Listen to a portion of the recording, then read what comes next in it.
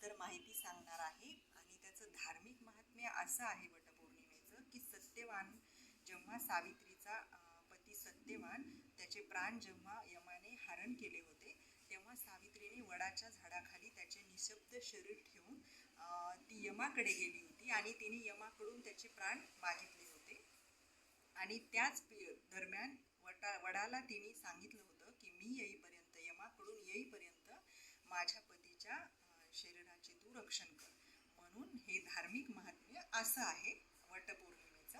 आणि आधुनिक महात्म्य असं मानलं जातं की वडाचं झाड हे खूप दीर्घायुष्यी मानलं जातं आणि त्यातून मिळणारं ऑक्सिजन असतं ते आपण फेऱ्या मारत असताना गृहिणी फेऱ्या मारत असताना ते त्यातून घेतल्या जातं. म्हणून हे आधुनिक महात्म्य आहे वटपौर्णिमेचं. आणि तर आता आपण पाहणार आहोत वडाची पूजेची थाळी कशी तर इथे आता मी तुम्हाला पूजेची थाळी मी कशी प्रिपेअर केलेली आहे ते दाखवणार आहे. तर त्याच्यामध्ये अगदी नैवेद्यापासून मी तुम्हाला सगळं इथे मी मंत्र पण लिहून घेतलेला आहे, कुठला मंत्र म्हणावा तो पूजा करत असताना, तर ते सगळं तुम्हाला दाखवणार आहे.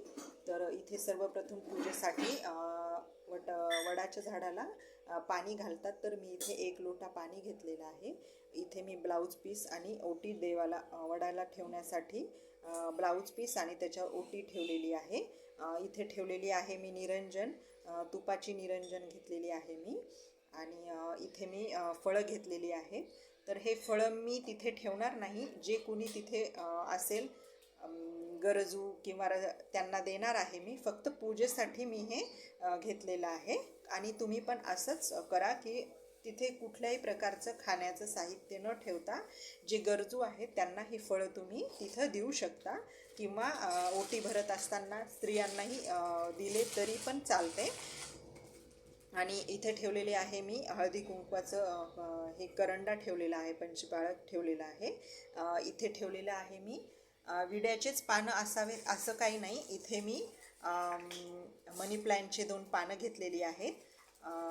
इथे मी सुपारी घेतलेली आहे, जेणेकरून आपण ही सर्वप्रथम गणेशाची पूजा, कुठल्याही पूजेआधी गणेशाची पूजा करतात म्हणून मी पूजेसाठी सुपारी घेतलेली आहे. आणि इथे मी घेतलेला आहे गुलाल गणपतीच्या पूजेसाठी. इथे मी प्रसादासाठी खडीसाखर घेतलेली आहे.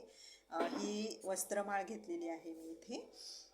आणि अशा पद्धतीने इकडे आहे नैवेद्य पण मी लगेच बनवून घेतला. आणि ही ओटीसाठी सौभाग्यवतींना तिथे ओटीसाठी जी